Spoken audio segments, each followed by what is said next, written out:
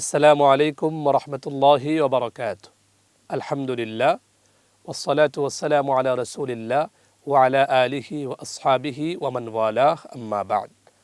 قال الله تبارك وتعالى يا أيها الذين آمنوا اتقوا الله ولتنظر نفس ما قدمت لغد واتقوا الله إن الله خبير بما تعملون। কাছে এবং দূরে, দেশে বা প্রবাসে যে যেখান থেকে দেখছেন, নয়াদিগন্তের বিশেষ আয়োজনে সকলকে স্বাগত জানাচ্ছি। আমি আবদুল্লাহ আল মামুন আশরাফি। আজকে আমরা নতুন বছরে একজন মুমিনের করণীয় এবং বর্জনীয় এই টপিকে মৌলিক কিছু কথা উপস্থাপনের প্রয়াস পাব ইনশা আল্লাহুল আজিজ। 2025 শেষ হয়ে যাচ্ছে, কালের গর্ভে হারিয়ে যাচ্ছে আরও একটি বছর।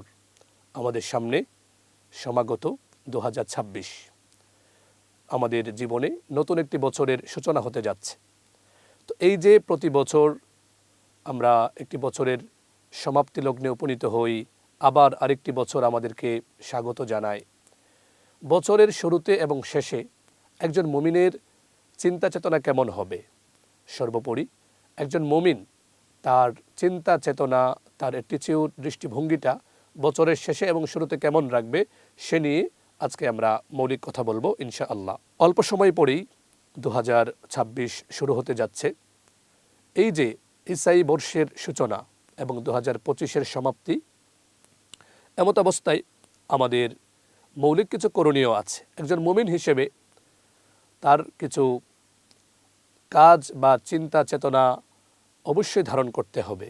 অন্য সাধারণ মানুষ যারা আল্লাহ সুবহানাহু ওয়া তাআলাকে মানে না, যারা ইসলামকে ফলো করে না, ইসলামের নির্দেশনা অনুযায়ী জীবন গঠন করতে অনাগ্রহী, তাদের ব্যাপারটা যদি আমরা ভিন্ন করে দেখি, তো একজন মুমিন হিসেবে অবশ্যই বছরের শুরুতে এবং শেষে আমাদের কিছু করণীয় আছে। সেখান থেকে মৌলিক 3টি করণীয়। আমাদের বছরের শুরুতে প্রথম এবং প্রধান মৌলিক করণীয় হচ্ছে নিজের আত্মসমালোচনা করা, নিজের হিসাব নেয়া। এই যে আমার জীবন থেকে আরও একটি বছর হারিয়ে গেল, নতুন আরেকটি বছর আসছে, আমার তো আল্লাহ সুবহানাহু ওয়া তাআলার কাছে ফিরে যেতে হবে। আমি তো প্রতিনিয়ত মৃত্যুর দিকে ধাবিত হচ্ছি। হঠাৎ এই দুনিয়ার মায়াজাল কাটিয়ে আমাকে পরপারে রওনা হতে হবে। এই অবস্থায় আমার অবশ্যই নিজের জীবনকে সুন্দর করতে হবে। এভাবে একজন মুমিনের জন্যে বছরের শেষে শুরুতে তার এই চিন্তা চেতনা থাকবে যে সে আত্মসমালোচনা করবে। তার জীবন, তার ঈমান, আকীদা কতদূর উন্নত হলো, বিগত বছরগুলোতে তিনি একজন মুমিন নিজেকে কতটুকু শুধরাতে পেরেছেন, এই চিন্তা, এই ফিকির, এই আত্মসমালোচনা তার মধ্যে জাগরুক রাখতে হবে। আমরা জানি যে যে যত বেশি নিজেকে নিয়ে ভাবে, চিন্তা ভাবনা করে, আত্মসমালোচনা করে, তখন তার কাজের মধ্যে একটা সৌন্দর্য ফুটে ওঠে, কাজটা তত বেশি চমৎকার এবং উন্নত হয়। তো বছরের শুরুতে আমরা যে বিষয়ে সবচেয়ে বেশি গুরুত্ব দিব সেটা হচ্ছে যে আমরা আমাদের পিছনের জীবনে কতদূর অগ্রসর হলাম ঈমানের পথে, আমলের পথে, সে বিষয়ে আমাদেরকে যত্নশীল হতে হবে। কারণ নবী সাল্লাল্লাহু আলাইহি ওয়াসাল্লাম বলেছেন, বিখ্যাত হাদিস 2400 জামে তিরমিজির 2459 নম্বর হাদিস, রাসূলুল্লাহ সাল্লাল্লাহু আলাইহি ওয়াসাল্লাম বলেন, আল কাইয়িসু মান দানা নাফসাহু ওয়া আমিলা লিমা বা'দাল মাউত ওয়াল আজিজ মান আতবা নাফসাহু হাওয়াহা ওয়া তামান্না আলাল্লাহ। বুদ্ধিমান, বিচক্ষণ হচ্ছে ওই ব্যক্তি যে নিজের কুপ্রবৃত্তিকে দলন করে নিজেকে যে নিয়ন্ত্রণে রাখে, ওয়া আমিলা লিমা বা'দাল মাউত, এবং মৃত্যু পরবর্তী জীবনের জন্য নেক আমলের মাধ্যমে সে প্রস্তুতি গ্রহণ করে। সার কথা, বুদ্ধিমান হচ্ছে ওই ব্যক্তি যে নিজেকে নিয়ন্ত্রণে রেখে আল্লাহর অবাধ্যতা থেকে নিজের নফসকে কন্ট্রোল করে এবং সবসময় আখেরাত যেন সুন্দর হয় সে বিষয়ে সে প্রস্তুতি গ্রহণ করে। আর নির্বোধ বা বোকা হচ্ছে ওই ব্যক্তি, ওয়াল আজিজ মান আতবা নাফসাহু হাওয়াহা, যে তার কুপ্রবৃত্তির অনুকূলে চলে, মন যা চায় তাই করে, আবার অলিক কল্পনা করে। এটা অত্যন্ত দুঃখজনক। তো আমাদের বছরের শেষে এবং শুরুতে এই চেতনা জাগরুক রাখতে হবে যে আমাদেরকে আত্মসমালোচনা করতে হবে, নিজের জীবন যেন আরও সুন্দর হয় এই বিষয়ে চেতনা জাগরুক রাখতে হবে। দ্বিতীয় যেটা করণীয় সেটা হলো অতীত ভুল ত্রুটির জন্যে, গুনাহের জন্যে ইস্তেগফার করা। নতুন বছরে আমরা অনেকেই ব্যাপকভাবে উল্লসিত হই, আনন্দিত হই। নতুন বিষয়ে আনন্দিত হওয়া, এটা ইসলাম এটাকে অপছন্দ করে, বিষয়টা এরকম না। আপনি আনন্দিত হন, কিন্তু একজন মুমিন হিসেবে আপনাকে আত্মসমালোচনার পথে অগ্রসর হতে হবে। দ্বিতীয় যে বিষয়টি করতে হবে সেটি হলো বিগত দিনের জন্যে আল্লাহ সুবহানাহু ওয়া তাআলার কাছে তওবা করা, ইস্তেগফার করা। তওবা ইস্তেগফার আল্লাহ সুবহানাহু ওয়া তাআলার কাছে এত প্রিয়, এত পছন্দের যে কোরআনুল কারীমে জান্নাতি, মুত্তাকি বা আল্লাহর প্রিয় বান্দাদের একটা পরিচয় উল্লেখ করতে গিয়ে আল্লাহ সুবহানাহু ওয়া তাআলা জানাচ্ছেন সূরাত আলে ইমরানের 135 এবং 36 নম্বর আয়াত। আল্লাহ তাআলা বলেন, ওয়াল্লাযীনা ইযা ফাআলু ফাহিশাতান আও যালামু আনফুসাহুম যাকারুল্লাহা ফাস্তাগফারু লিযুনুবিহিম ওয়া মান ইয়াগফিরুয যুনুবা ইল্লাল্লাহ ওয়া লাম ইউসিররু আলা মা ফাআলু ওয়া হুম ইয়ালামুন। মুত্তাকি বা জান্নাতি মানুষদের একটা গুণ হলো যে তারা যদি কখনো কোনো অশ্লীল বা অন্যায় গুনাহের কাজ করে ফেলে, সঙ্গে সঙ্গে তারা আল্লাহকে স্মরণ করে এবং তারা ইস্তেগফার করে, তারা বিশ্বাস করে জান্নাতি মানুষেরা ওয়া মান ইয়াগফিরুয যুনুবা ইল্লাল্লাহ, আল্লাহ ছাড়া আর কে আছে যে গুনাহ থেকে গুনাহ ক্ষমা করতে পারে।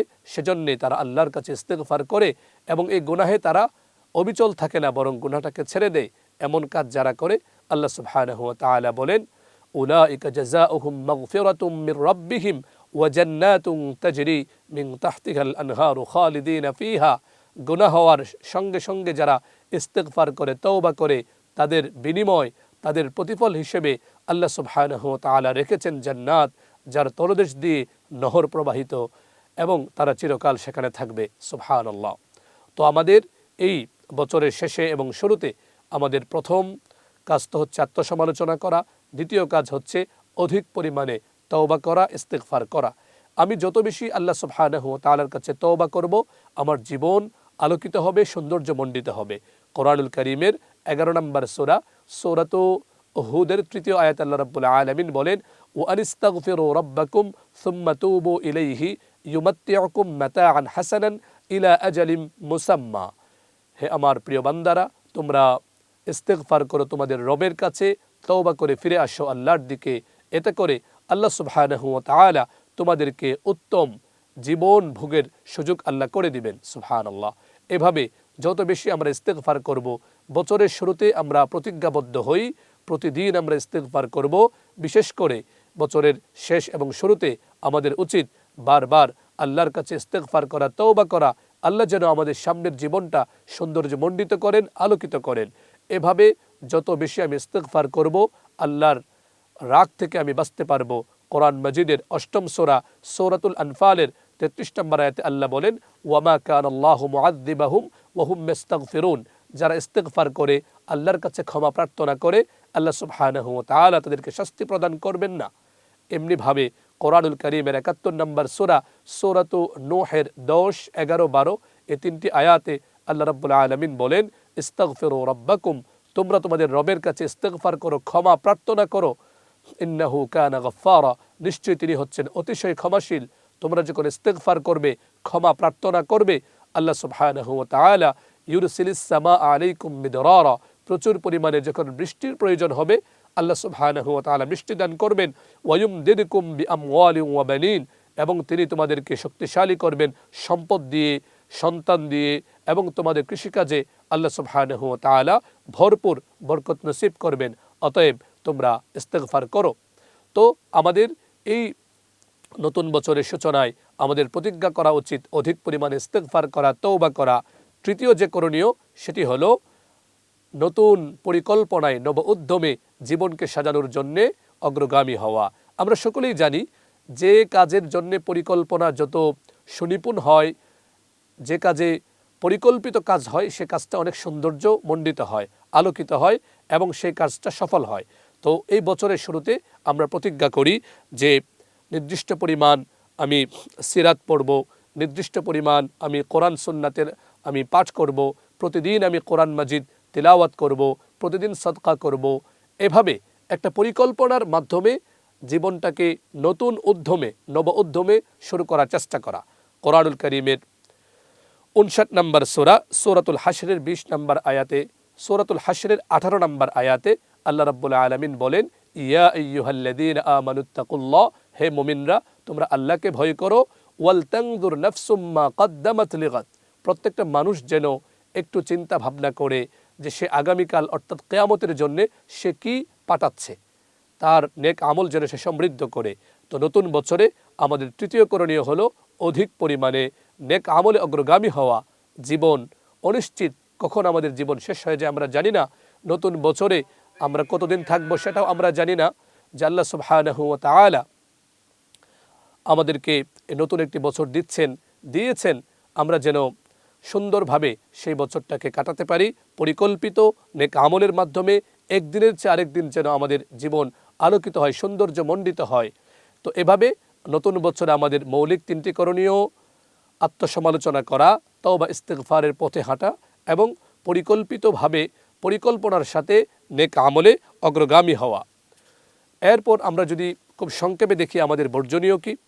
নতুন বছরে খুবই কষ্টের সঙ্গে বলতে হয় 31st নাইটে এই পরিমাণ আতশবাজি করা হয়, এই পরিমাণ আওয়াজ করা হয়, গান বাজনা করা হয়, মানুষের জীবনকে একেবারে দুর্বিষহ করে তোলা হয়। এটা আমাদেরকে অবশ্যই পরিহার করতে হবে। নতুন বছরে এত উল্লসিত হওয়া, উল্লাসের নামে আনন্দের নামে মানুষের জীবনকে কষ্টের মধ্যে ফেলে দেয়া, এটা সম্পূর্ণ হারাম, গর্হিত এবং বর্জনীয় কাজ। আমাদেরকে আল্লাহ সুবহানাহু ওয়া তাআলা নতুন একটি বছর দিচ্ছেন, এটা তো আমাদের জন্য খুবই অনেক বড় নিয়ামত। এই নিয়ামতকে আমরা গুনাহের মাধ্যমে স্বাগত জানাতে পারি না। তো আমাদের বর্জনীয় হলো 31st নাইটে আল্লাহর নাফরমানি, সব ধরনের নাফরমানি পরিহার করা, গান বাজনা থেকে আমাদেরকে দূরে থাকা। এরপর নতুন বছরে আমাদের বর্জনীয় হলো কোনো ধরনের অনইসলামিক কালচার সেগুলোতে জড়িয়ে না পড়া। আমাদেরকে মনে রাখতে হবে আল্লাহ সুবহানাহু ওয়া তাআলা শরীয়ত আমাদেরকে দিয়েছেন, আমি একজন মুসলিম, এই আত্মপরিচয় নিজের মধ্যে জাগরুক রাখা, এটা আমাদেরকে সব সময় বজায় রাখতে হবে এবং সব ধরনের অনর্থক ক্ষতিকর কাজ পরিহার করতে হবে। আল্লাহ রাব্বুল আলামিন কোরআনুল কারীমের 23 নম্বর সূরা সূরাতুল মুমিনুনের শুরুতে সফল সাকসেসফুল মুমিনের পরিচয় দিতে গিয়ে আল্লাহ বলেন, ওয়াল্লাযীনা হুম আনিল লাগবি মুরিদুন, মুমিন তো হচ্ছে তারা, সফল কাম বা সফল মানুষ হচ্ছে তারা যারা সব ধরনের অর্থহীন কাজ থেকে যারা বিরত থাকে। নবীজি সাল্লাল্লাহু আলাইহি ওয়াসাল্লাম চমৎকার এক নির্দেশনা দিয়েছেন। জামে তিরমিজি 2318 নম্বর হাদিস, নবীজি সাল্লাল্লাহু আলাইহি ওয়াসাল্লাম বলেন, মিন হুসনি ইসলামিল মারই তারকুহু মা লা ইয়ানিহি, একজন মুসলমানের, মুমিনের বা একজন মানুষের ইসলামের একটা অনন্য সৌন্দর্য হলো যে সে অনর্থক কথা কাজ সে পরিহার করবে। তো এভাবে নতুন বছরে আমাদের প্রতিজ্ঞা হোক সব ধরনের অনর্থক, অর্থহীন, ক্ষতিকর কাজ পরিহার করা, সর্বোপরি নিজের মধ্যে অলসতা, গাফলতি এগুলো বর্জন করা। বিগত দিনে নেক আমলে যত ধরনের অলসতা হয়েছিল বা গাফলতি হয়েছিল সেগুলো পরিহার করে নব উদ্যমে নিজেকে গড়ার জন্যে, নিজের জীবনকে সাজানোর জন্যে সামনে অগ্রসর হওয়া।